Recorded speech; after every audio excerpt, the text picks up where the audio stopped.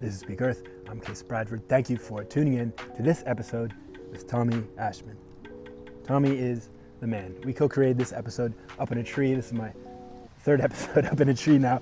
And we were climbing this tree a few days before. Tommy got way up in the canopy, and it struck me as fascinating because you don't see many people climbing trees. You certainly don't see many people way up in trees. He has an amazing relationship with fear and with climbing. We discussed both of those topics, including the power of play and why he started his company, Ashman Athletics. He's the founder of an awesome fitness tool company, best known for his big swords. He calls them Dragonslayers.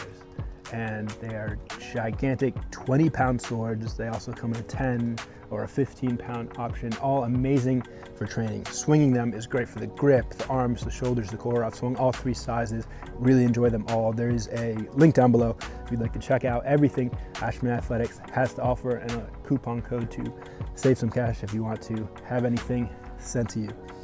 Really enjoyed this discussion with Tommy. I learned a ton about him and his perspectives, and really appreciate you tuning in. Thank you.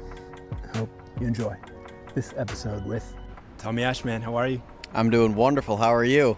Very well. Stoked to be up in this tree with you, creating this episode, and it's been great getting to know you better over the past few days. You're an encyclopedia of movement, different esoteric movements, and it's been awesome to share movement with you and listen to you and learn from the wisdom that you've collected over the years. Thank you. I really appreciate it. I'm really curious how you got into movement and the esoteric movement that you're into now, especially. It's deep and powerful, and I'm curious how you got started. I've always been a kinesthetic person. Even as a kid, I was always drawn to climbing. I think when I was 4 years old was the first time I scaled a building, which scared the hell out of my mom. And it's just been a consistent theme in my life. I started dancing when I was, I think, like 11 or 12. Got into martial arts. Also was a kid, but I got really into martial arts when I was 15.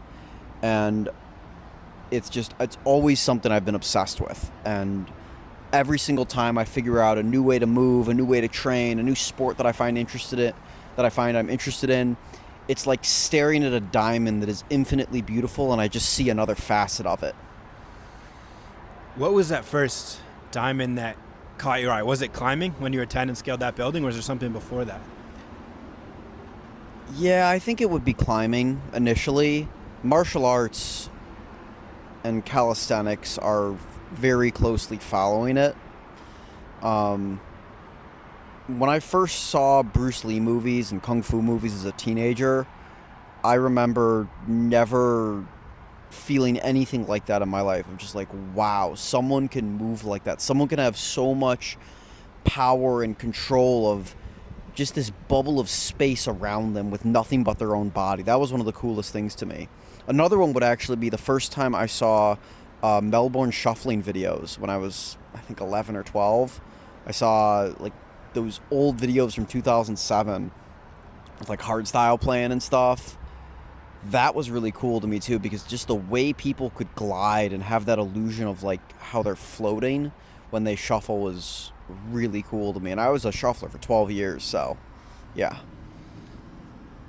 How do you describe shuffling for people who are unfamiliar with it? Shuffling is a footwork dance comprised of two main moves, the running man and the T-step, and the transitions between the two.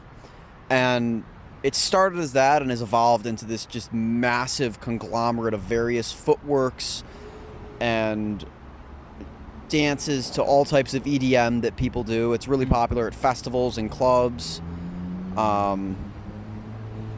It's just, fun footwork to EDM would be the easiest way to put it. Cool. And for everyone who is unaware, Tommy is the founder of Ashman Athletics, best known for these amazing, gigantic wooden swords that you call Dragonslayers. Yeah. These things are awesome. We had a workshop yesterday at Original Muscle Beach in Santa Monica we had raw farms, raw milk there, and we were swinging these giant swords. Those things are incredible. Thank you. Yeah, so the Dragonslayer, it was first conceived by a guy I used to train with who went by Wolf. And he had made one kind of as a bit that the first time I trained with it, I was like, oh, this isn't a bit at all. This is actually fantastic. And I took it and ran with it, and I made my own. And I'd already been training with like heavy things to swing around. I'd been studying swords at that point already for 6 or 7 years. And I was doing my Shaolin sword forms holding 3 baseball bats. Because I looked at like old pictures of Babe Ruth and stuff, and he would practice his baseball swings with 3 baseball bats. And I'm like, oh, there's something there. I should do that for swords. I later find out, the Persians have been doing that for thousands of years with their clubs, and the Indians as well with their maces. So it has a lot of traditional roots, but there really wasn't anything exactly like the Dragonslayer that emphasized training for leverage in a horizontal plane. I think the maces and clubs focus a lot on trying to balance this weight when it's vertical, but not a lot on the actual raw strength of wrenching something from horizontal to vertical and all around you. And that was something that I found was missing in every other form of strength training I tried. So I created it for myself. When was this? This was 2019. So you were like 23 at the time? I think I was, when I first trained with it, no, I must have been 21 or 22. Wow. How did you go about making it? I took a plank of Douglas fir, and I cut out sides around the handle, and I cut off 2 triangles to make the tip, and then I took a planer and ran it across the edge. And then I stained and coated it, and the stain and coat wasn't enough, so I took truck bed coater and I sprayed it all over it. Wow. To make it a little bit rougher. Did you have any woodworking experience at that point, or were you just so inspired that you jumped in? When I made the first one, no. Wow. And then during the pandemic, I moved into my car, and I ended up working in this wood shop in Georgia, where I learned actually a lot of carpentry. And then when I came back from that, I had a much better understanding of how to create things. Was the reason why you went to that carpentry in Georgia to learn to make swords better, or were you just drawn to woodworking? The world had shut down. I had lost several jobs because of the world shutting down. I was working 3 jobs. I was living in California, actually, so I had lived in Orange County for 8 months. World shuts down. I lose all 3 of my jobs. I was teaching martial arts. I was working as an executive assistant, and I had just gotten a sales job. I lose all 3 of them the same day because of the pandemic.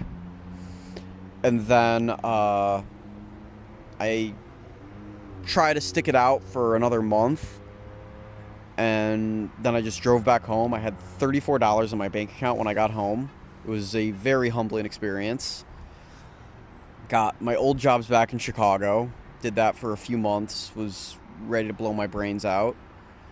Moved into my car and just hit the road. Just, you know what, I'm just going to do whatever it takes to make money, to survive, to see the world, to explore, and just grow as a person. And at the time, my only real skills were being able to teach martial arts, and I had worked some entry-level sales jobs, so I could do that. I wanted more just skills and trades that nobody could take from me, because the thing that scared me was being put in a position where I no longer have a means to make money and support myself. So I figured the more trades I have, the more skills I have, the more options I have to support myself and be useful to the world, given any circumstance, which, as we've seen in the last 5 years, any circumstance can happen very quickly. There's an idea that comes to mind called blue ocean strategy. Are you familiar with that? I've heard of it, although I could not tell you what it is offhand. The basic idea is that there's a red ocean of competition where people are doing a lot of the same things. Like you launch another mace, for example. There's a dozen other mace companies. You're competing in the red ocean of competition. You create something brand new that has never been done before. You're now in a blue ocean. There's no one else making large wooden swords, and it's an amazing perspective or perception to take when you're looking at business or life in general. You can stand out, you can be unique, and then you're in this blue ocean all your own, and there's a lot more value in that. Yeah, I like that. So when you got to Georgia, At what point did you say, these swords are awesome, I'm going to start selling these? Like, how did that grow? So the selling the swords actually didn't happen until the start of 2023. So I was in Georgia for about 6 months, and then I was also road tripping all around during that time. And then I went down to Florida for like 2 weeks, hated Florida, went back up to Illinois for another, how long was I in Illinois? I think I was in Illinois for like another 8 months before I moved back out here. And moved back out here in February of 2022, did a semester of college at SMC, worked a job at Stretch Lab, and December of 2022, I started posting videos with the Dragonslayer that I had made in 2019. I just hadn't posted that much content with it. Started posting videos with it every day on TikTok, just training with it. And on the 7th day, it took off, went super viral. You know, my first video hit over 1 million views. And then I got a bunch of comments of people asking where they could buy one. And in January of 2023, I opened a website and started selling them. And at first, I only got a few sales. I thought it was just going to be like a backyard side hustle, maybe make an extra few hundred or a couple $1,000 a month. And in May of 2023, it went viral on Instagram. And that's when it really took off. And it got to a point where I actually had to quit my job and go all in on making swords, because I was literally losing money at work by not fulfilling orders. So it's like, all right, I have to do this now. That's really cool. Thank you. And what weight was that initial sword? And then, like, how did you decide to then create different weights or different sizes? It was 20 pounds, and I kind of knew that it needed multiple sizes. I had made a test batch, I want to say in 2021, just like for myself. I still have one of them back home, of like a 20 pounder, an 18 pounder, and a 15 pounder. I think I still have the 18 pounder. I sold the 20 pounder to one of my friends on my way to driving to Los Angeles. I sold it to him for $100. And I gave the 15 pounder to another one of my friends for his birthday. And yeah, just when I made the initial design to sell, the big thing that I added was the adjustable weight system, which is just holes that run along the sword, and the ability to take other wood weight plates and bolt them onto it so that you can make it heavier and also adjust where the weight is to position the leverage further away from you. I've swung these swords, and 20 pounds may sound light to someone who's coming from like a weightlifting world who can just throw around 20 pounds without trying. But when it's extended up and away from your body, that 20 pounds becomes very strenuous to swing around, especially I feel it a lot in the forearms, arms, shoulders, core, really the entire body. Yeah, I'm a big believer that you're only as strong as your weakest link. And when you add leverage to weight, it exposes weak links in your kinetic chain. For most people, their weak link is their grip, especially traditional weightlifters who, very commonly use straps and wraps and things like that. Their wrist stability and grip strength are a weak link. And when you think about anything from throwing a punch to climbing and pulling something, throwing a baseball, you have this motion of energy that goes through your entire body, starting from your feet, spiraling up your legs and around your body. And if you have a weak link in your wrist, you can lose a lot of that energy between your elbow and hand. And it doesn't matter if you can bench, 400 pounds. If your wrist can't support that when you go to throw a punch, you can't put that energy into your punch, or you'll just break your hand in the process, which that's not a very useful strategy for longevity. So I like the Dragonslayer because it forces you to have a strong grip and strong wrist as a prerequisite to doing anything advanced. And by doing lots of repetitions of the basic exercises like we did yesterday, you can start to build that foundation. That's something I love so much about functional fitness as opposed to whatever the alternative is, like conventional fitness in a gym, because it gives you this integrated strength that translates into direct abilities that are useful in life, climbing a tree, fighting, these things that may actually you have to do, or on the other hand, are extremely fun to do. Exactly. And the Dragonslayer sword, I've found training yesterday is such an amazing way to develop that capacity that it's hard to find elsewhere. That it's hard to find something else that develops your strength in such an integrated and all-encompassing way. Yeah. And that's something that I think a lot of people, you can see it when someone is swinging the sword. You can tell, like, it's very visceral to see an object be wrenched around like that. And to a lot of people, they've never seen anything like that before that's intentionally designed for fitness. So I think it's a really unique edge to working out, and I found that in my own training with it, it feels like there were these gaps in my kinetic chain that I wasn't even aware they were there until I filled them, because I just feel more solid now when I do other things. If I'm standing, if I'm running, if I'm wrestling, if I'm boxing, I just feel every piece of my motion feels more solid. My punches have more weight behind them. When I pull someone in wrestling, or if someone tries to pull me, they're just a little bit stronger in all those weird positions. And it's from this object that is just training the way my muscles work together, and also the muscle memory of how they work together. Like, my timing when I throw a punch now, my hips and shoulders work together perfectly, because I've just practiced this thing that forces me to use my muscles together. And if I don't use them together, either the swing looks off or it just doesn't work at all, because my muscles aren't working in time with the sword, and I end up working against myself. How did you get the name Dragonslayer and like the shape of the sword? It's based directly off of Berserk. So there's a heavy anime inspiration from it, which, I mean, that's a huge part of my life as well. I've always been a huge nerd, big anime fan. I grew up with One Piece and Dragon Ball and Naruto. I got into Berserk as a teenager, and just, yeah, there's something visceral about Guts' sword, and also just his character. And also, I like the idea of dragons.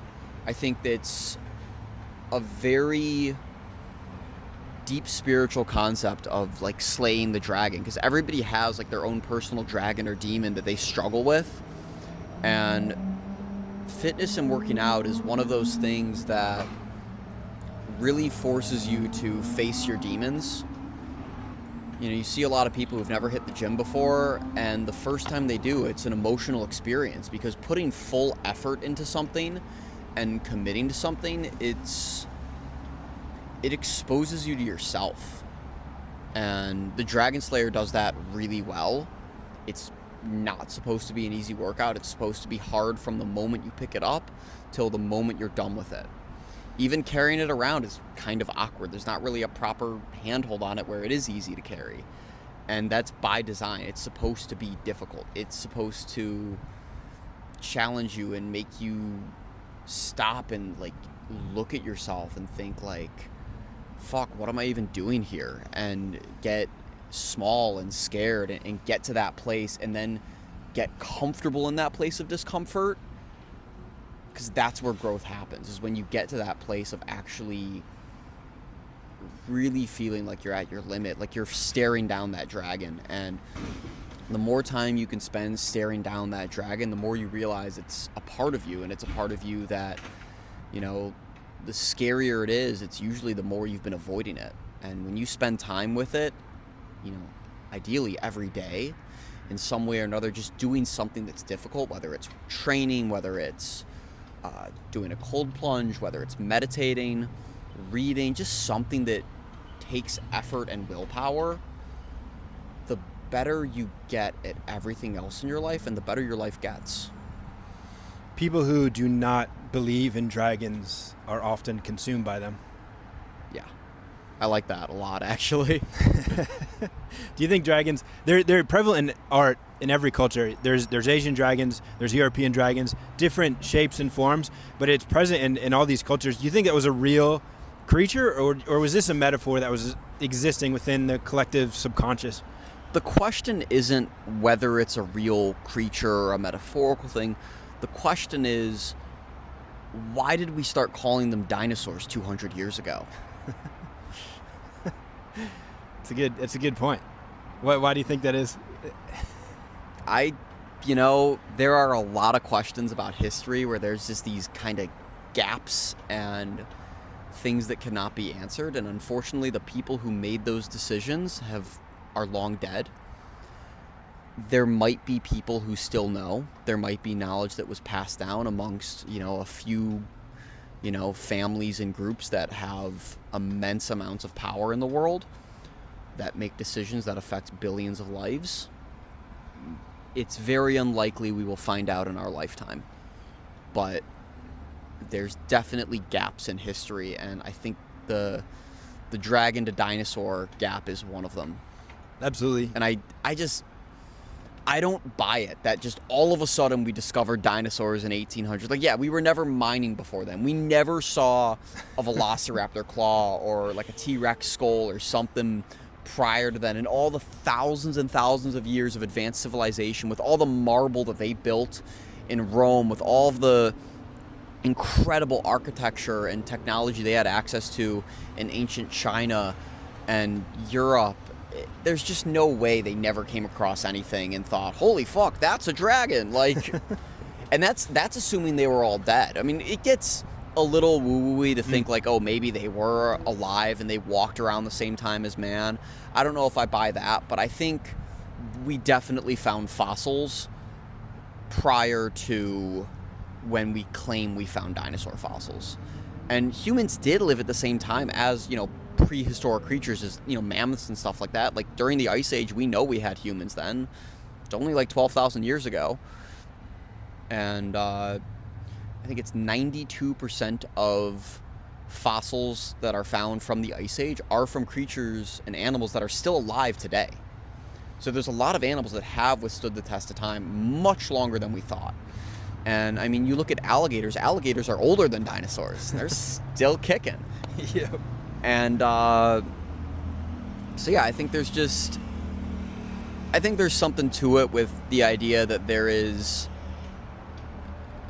some reality to the idea of dragons being a lot more real than we thought they were. They really excite the imagination, and there are a couple of things that I love about what you're saying. One is that when you have a piece of fitness equipment like a Dragonslayer, it excites the imagination. It gives your training a little bit more meaning. Like, you sort of feel like you're in preparation for a war, trying to slay that dragon. You feel like a kid again, and that excites this exuberance, this inner fire, the spirit that I don't get when I have like a dumbbell or a barbell or something that's a little more inert. And the other thing is that when you are appealing to this audience that I see you at Comic-Con conventions and things with your sword, that an audience that is primarily in anime, I imagine that's much more of a sedentary, like, you don't necessarily associate fitness with that audience. Yeah. So you're bringing like this whole new, really powerful practice to a community that maybe isn't so into that kind of thing. That is absolutely amazing. There's enough fitness influencers for people that already like working out. There's enough gym influencers. There's enough people telling you what the optimal science-based training method is. We need more people bringing fitness to the 85% of people who don't go to the gym. Because most people don't. We need people for them. That's who needs working out. That's who needs Dragonslayers. That's who needs exciting, fun, and creative ways to get moving. Because it's not... The most optimal workout is the one you'll do. The same way the best diet is the one you'll stick to. I like weightlifting. I like doing science-based training. I like doing some ego lifting. I love all of it. I'm just into that shit. But a lot of people aren't. And for them, if they ask me what they should do for a workout, and I know they're not going to go to a gym and follow a, 5 exercise, 20 set program that's structured out and it's a PPL split or an upper lower split, I'm not going to tell them to do that. I'm going to tell them, go to the park and fuck around for 2 hours a day. And if you actually enjoy doing that, that'll get you there. Yeah, you might not have 18-inch arms. You might not be benching 225 or 315, but maybe you'll drop 20 pounds and you'll look a bit better naked. And your girlfriend will be more attracted to you, or your boyfriend will be more attracted to you. And you'll feel better. You'll have more energy. You'll be happier. You'll have more dopamine and serotonin. You'll sleep better.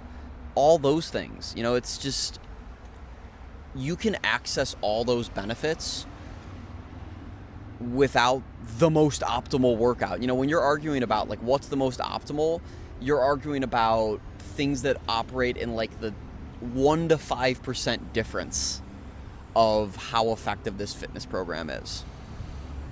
It's so true. The bulk of the benefits just come from consistency, and the key to consistency is finding what you enjoy, because then you'll be drawn to it naturally. It adds to your life. It's not something you have to force yourself to do. You're like, hey, I want to do this. I'm making space for this in my day. My day is better from doing this. I'm excited about doing it. I don't have to force myself to do this thing. And then the benefits start to really compile and add up over time. And then before you know it, you've got the exact same thing, relatively speaking, as someone who's like forcing himself to be disciplined to follow some optimal routine. Exactly. And it's the other big thing is finding community. And the number one predictor of longevity and happiness is community. It's not any one habit, it's who you're hanging out with. So if you have a community of people who's into an activity, especially a physical activity, you're going to live longer, you're going to be happier, you're going to be healthier, you're all going to be more successful at what you're doing together. And it's better to find that than it is to, you know, just stick out on your own. Yes, if you're trying to be the next Michael Jordan, if you're trying to be the next C-Bum, if you're one of those people, you're a total 1 in a billion outlier. That's a very different type of lifestyle advice that you need than someone just trying to live a life that's 20% better than the one they're living, which is most people. And I think so many people are arguing about the advice that people who are at the absolute top of their game should be listening to, and not just giving advice that everyone can use.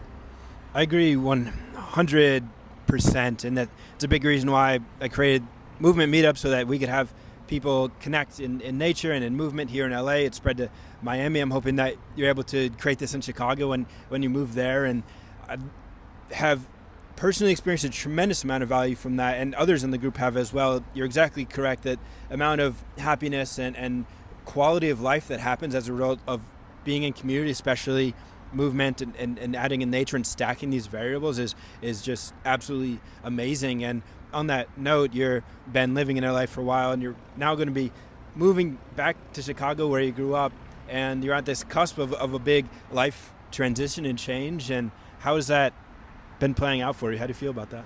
Yeah, so I decided to make the move back to Chicago in early August. It was a pretty sudden decision, and it wasn't one that I was really looking forward to make. I love Los Angeles. I feel like the West Side is my home more than, honestly, anywhere else in the world. And I hope to return. But with the way things are with my business right now, it's just not feasible to be running Ashman Athletics, which essentially is entirely in Chicago. All the manufacturing is there. It's very easy for me to make content there. It's a central location for shipping, and be living in Los Angeles. And for 2 years I've been flying back and forth from Chicago to LA and trying to outsource manufacturing, and I realized entirely it's just not the right way to do it. I have to be there running the business. And I understood that when I quit my job and went all in on being an entrepreneur, I resolved to sacrifice my personal life for the sake of this business. It's bigger than me now. And I have to be willing to do whatever it takes to make it succeed. And if that means leaving LA and going to Chicago for as long as I need to, then that's what it means. It's a great perspective, and putting yourself into a position where you're able to be of service to your muse, to God, to everyone else who's looking to you for these swords and the fitness lifestyle that it unlocks is very noble and commendable. You. And I know that you're going to be able to up level there, and then you'll unlock a whole new level. You're a young guy in your mid-20s, and you have a very bright future ahead of you. And it's been great getting to know you over these past few days.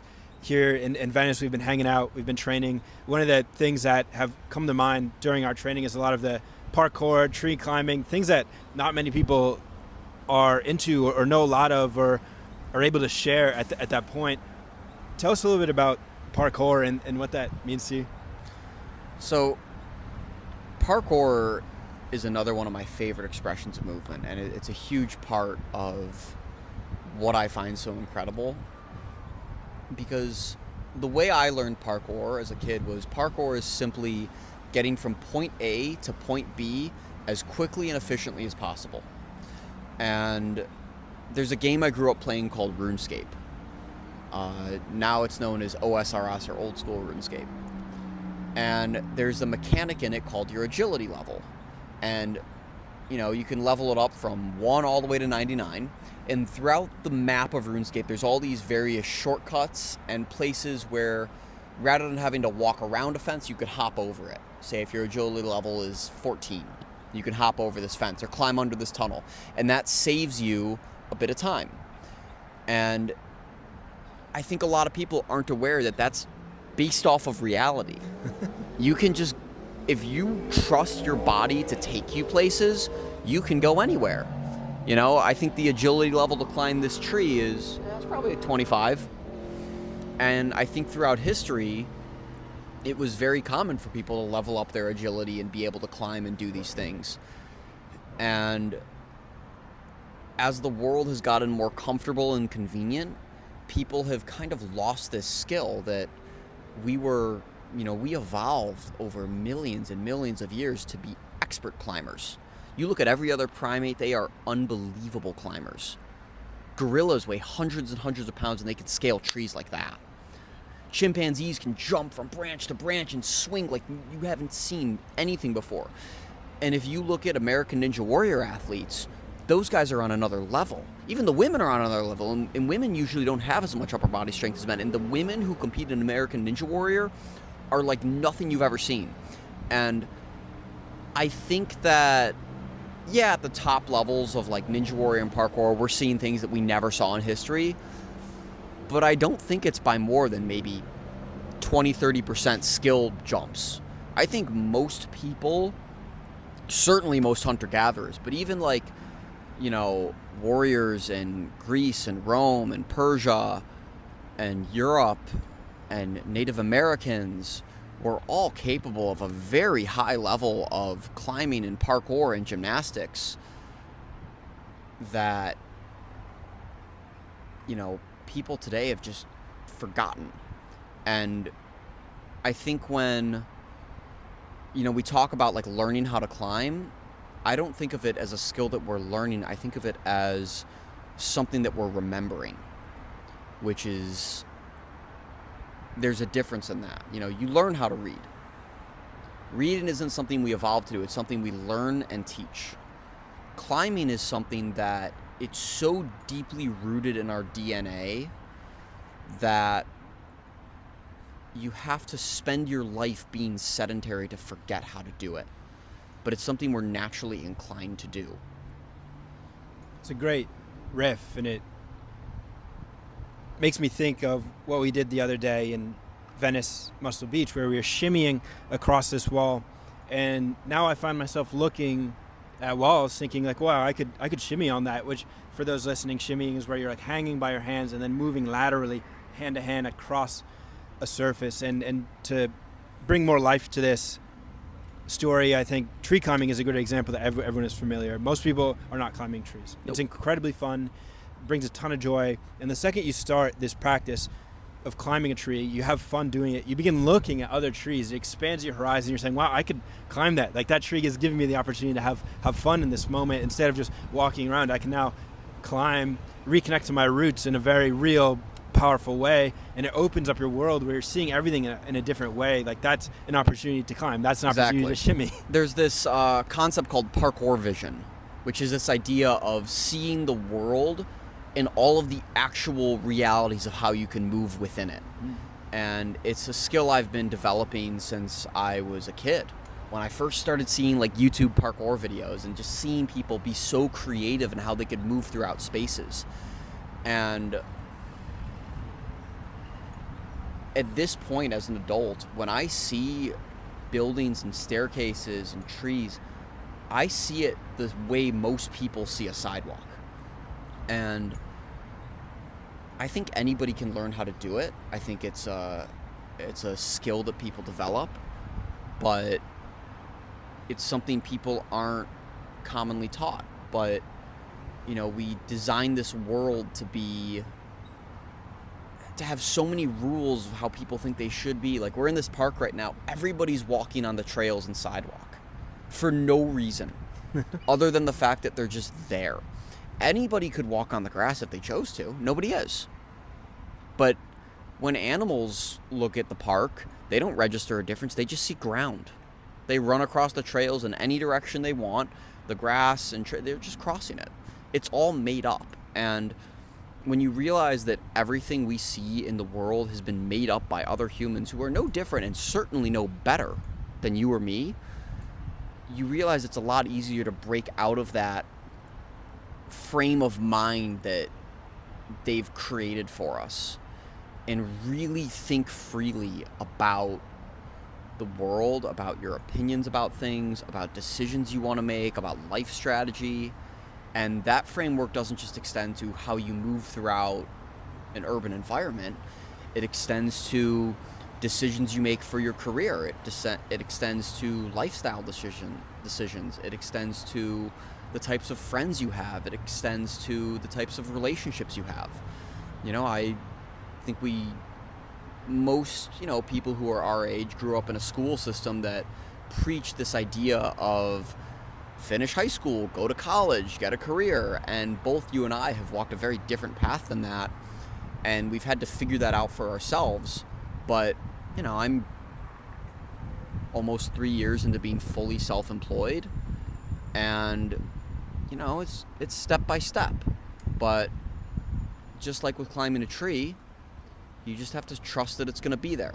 And you have to trust yourself and your instincts to navigate the world and to make decisions that will work. And the more you do it, the more you start to trust your intuition, the more you start to be comfortable taking risks, the more you start to be comfortable seeing goals and going for them. And it's a type of thought and a type of being that I think a lot of people aren't actually capable of, and a lot of people don't want to do. And that's not necessarily a bad thing. I just understand that it works for me. I think the systems are great for most people, which is why most people fall into them. But for the people who don't, for the people who have that inclination that there's something more, that they want something different, you gotta listen to that voice and you gotta go for it, because you're gonna regret it if you don't. And at some point it will be too late. If you're in your teens or 20s or 30s and you're listening to this and you've never climbed a tree and you can go out and do it, great. If you're in your 50s or 60s and you're out of shape, you might not be able to.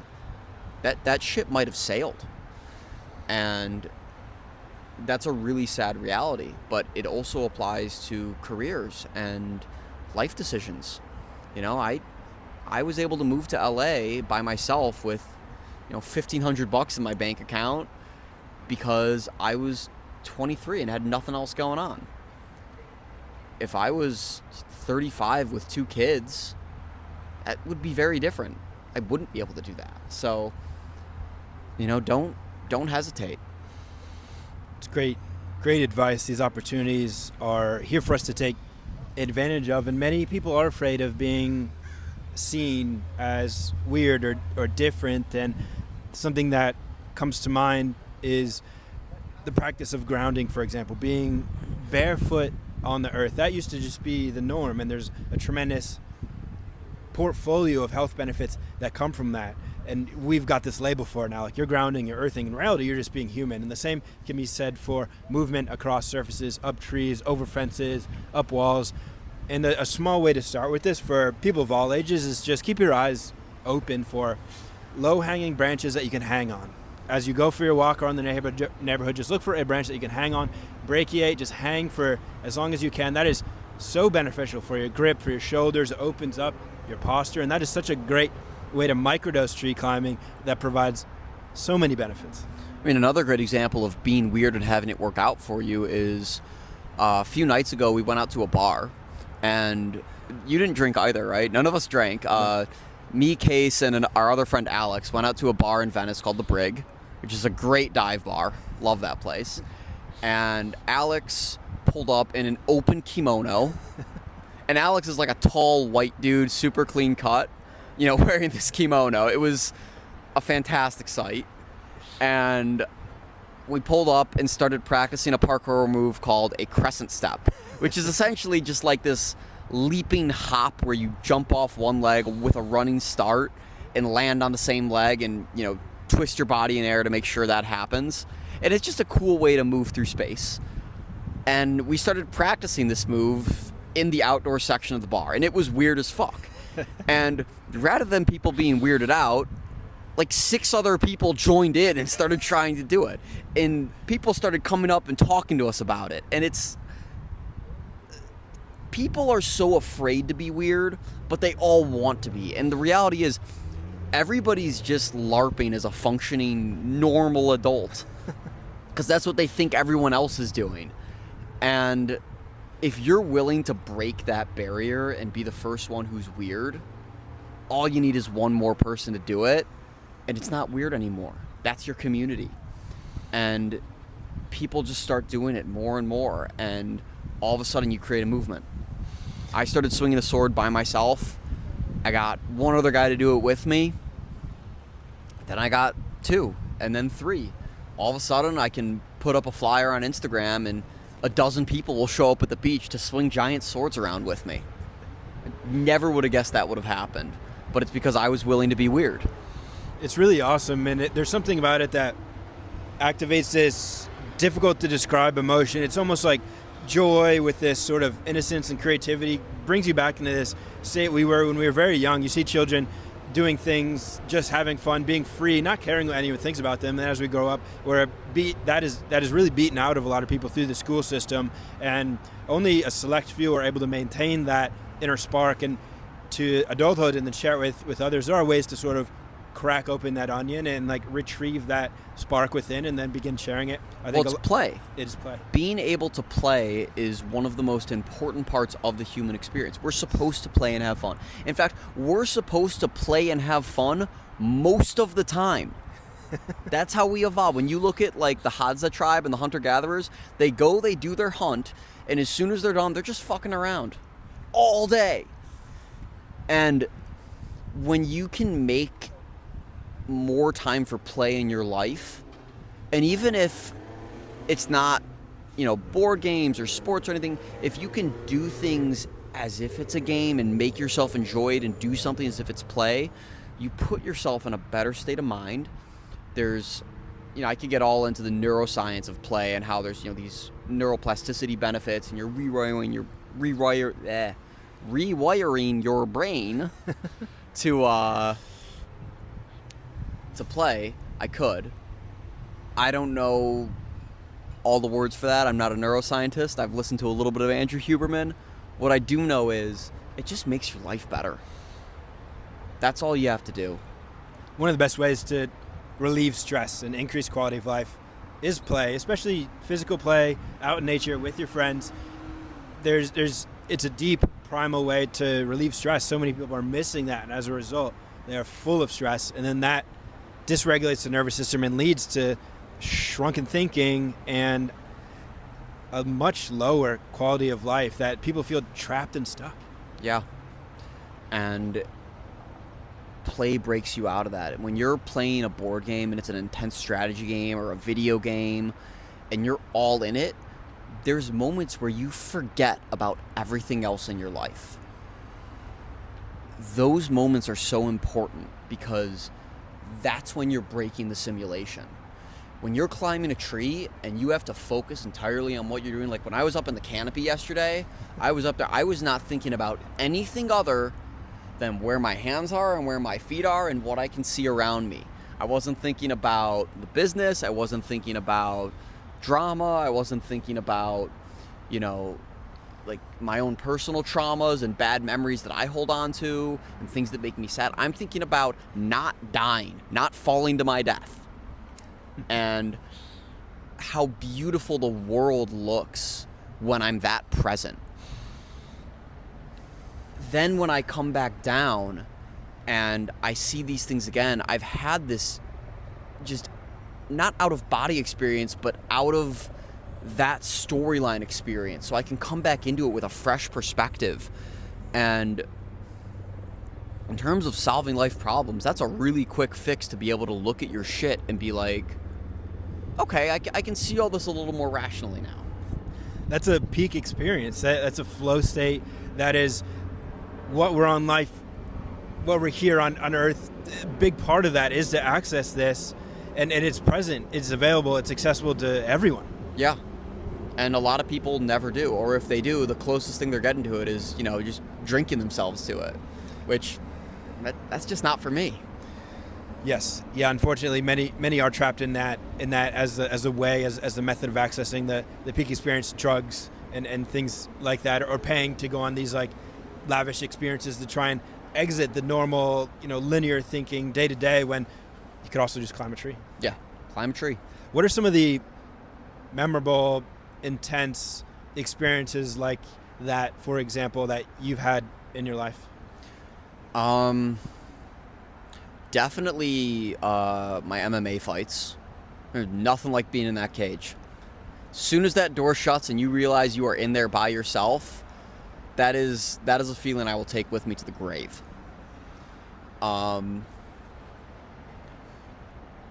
Probably the first time I really ran parkour in Santa Monica with this guy Kane Safari, aka the Parkour Jesus.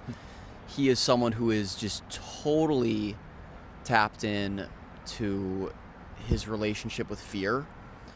And, he does things like running up the side of the California incline and holding a handstand over it, like literally on a ledge. There's a 200-foot drop on one side, to scaling buildings, crossing, bridges like on the guardrail beam, which is a few inches wide, and running over the entire PCH on it. Just stuff like that. That's like, the individual skill of what he's doing isn't really that difficult. It's just, it's climbing a ladder, or it's walking on a balance beam that's a few inches wide.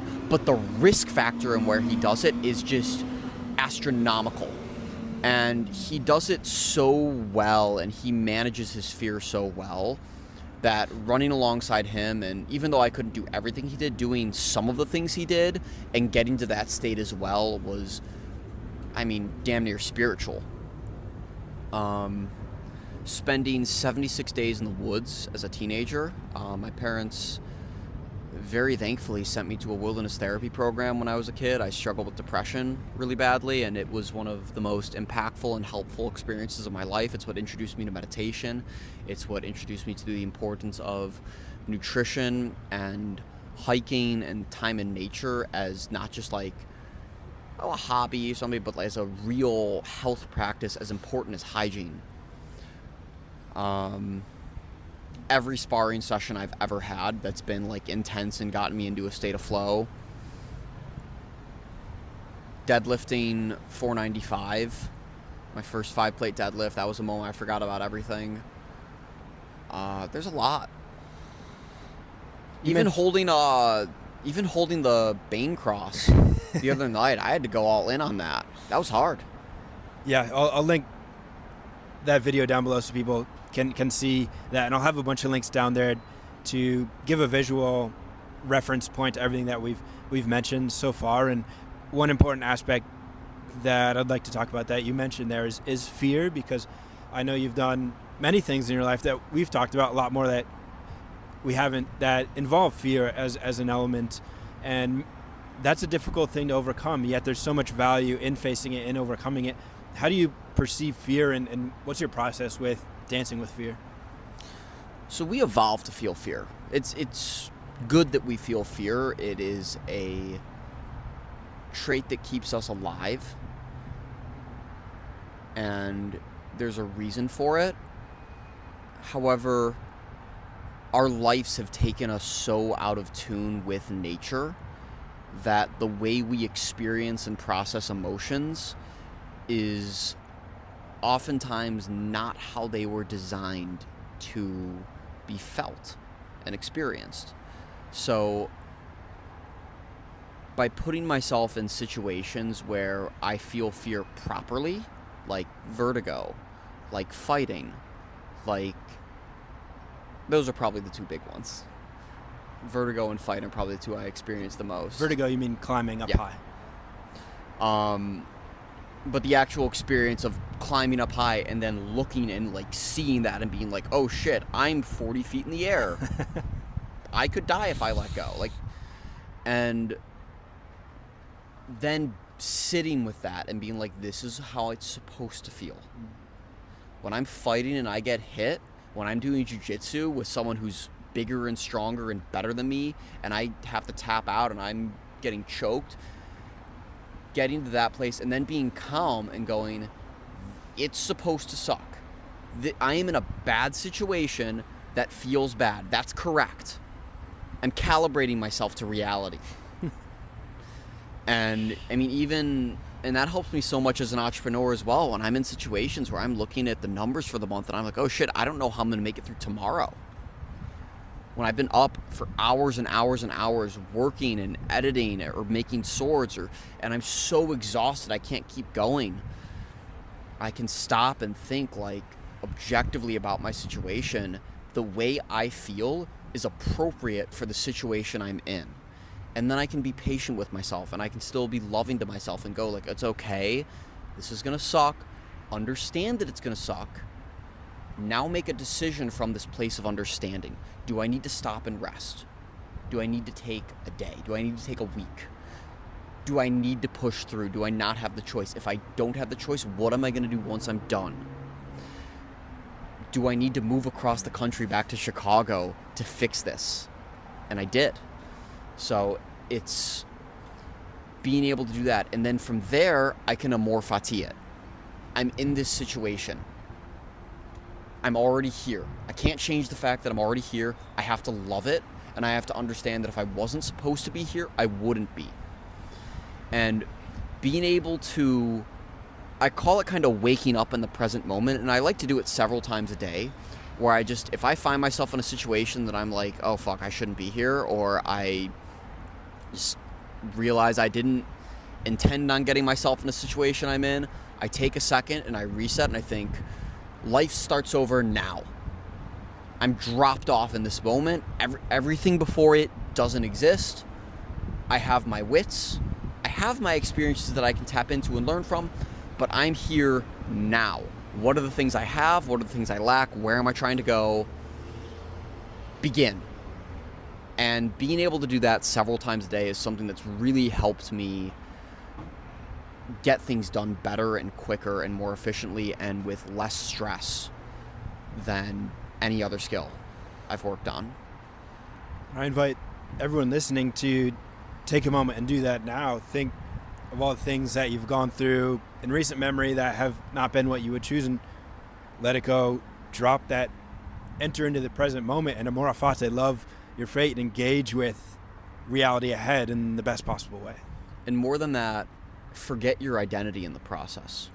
That's the other thing that I think fear is really powerful for, is when you're faced with death, you lose your identity. I'm no longer Tommy Ashman. I'm just a fucking man. When I have these problems, I stop being myself. I become this catalyst of the tasks that need to be done. And the more time I spend as that catalyst, the more I'm just able to do the things that I want to do. And it's this process of being able to assign tasks to myself and then just be the thing that does them. And it's just a force of nature and not all of the anxieties and stories that I tell myself about myself. And it could be anything like as simple as going up to a girl at a bar and talking to her. I'm not myself when I do that. I'm not all these stories and past relationships and getting bullied in high school and middle school and all the shit I tell myself of like why I shouldn't know. I'm just a fucking guy. and I'm just going to walk over there and say hi. Everything before that moment doesn't exist. And the only way I can do that is by being extremely present in the process.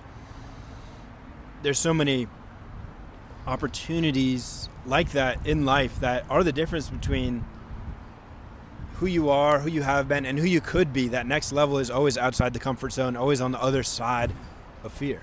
Yeah, and you can do it in every moment. It's a decision. And most people don't realize just how much free will they actually have because they don't spend enough time strategizing how to use it. If you have the power to strategize and think about the consequences of your actions and what will happen as a result of other things, and think about potential outcomes of things and really plan it out, write it out if you have to. But the more you can do that, the more free will you have. The most powerful person in any given situation is the one who has the most options. The calmer you are, and the more time you spend thinking about strategy and options, the more you can see your options, the more your power grows. That's a really great insight, and we really do all have so many options in each moment and in life. There's, especially if you're watching this or listening to this, we have an enormous set of opportunities through which to engage in the world and to create a flourishing reality for ourselves and others. And that goes in both directions. I'll give you an example. I'll give you a negative example. I could decide to take my dick out right now. And I could wave it around at the people running by, and I would probably get arrested and be put on a sex offender list and go to jail. And that would have dire negative consequences that would change my reality into a much worse one very quickly. Yeah. I could go buy a lottery ticket and win the lottery and have a spiral upwards, which that's a bad example but it's everything in between. I can choose to wave hi to you right now. I can wave hi at a passerby. It's just free will. And you have the potential consequences of things and the potential storylines that you can create in every moment just by making a slightly different decision are something you gotta tap into, because life is just so boring without that. Choosing to tap into your best possible self, your most courageous, most capable, most vivid and vibrant expression of who you are, that is it. That's so powerful. But not even best, just different.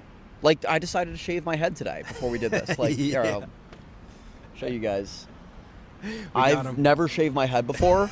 It's something that is very out of character for me because I've always really liked my hair. It's been kind of part of who I am. I like having nice hair. I'm cold now, which is why I'm wearing a hat. But I did it because the main reason I did it is because it's different and I've never done it before. And I think it puts me in a different timeline than I was in before. And yeah, there's some spiritual stuff about starting a new chapter and things like that, but it's different. I wanted to change things up. And I have the freedom to do so I'm going to use it. Shaving my head changed a lot for me. I was able to essentially become a different person, and it was all through that one simple change of shaving off my hair, which stores energy of who you are, who you were. It changes your identity. You look in the mirror, you see a different man, and it gives you this opening, this opportunity to then begin to behave differently, make some different choices, which can have a huge impact over time. Yeah. It's really powerful. Yeah, absolutely. Well, this conversation has been amazing. I loved learning more about your story, how you came to LA, how you discovered the idea of creating Dragonslayers stores, the story behind it, and learning more about your philosophies of facing fear and coming from a place of courage and action and helping other people connect with a new way of training and vitality, and really appreciated you connecting with me to have this conversation in the time that we've shared. It's been awesome. Thank you. It's always a pleasure, Case. Tommy Ashman, thank you. Thank you.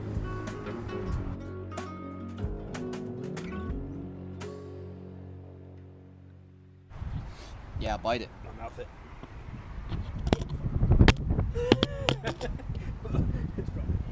Yeah. Oh yeah.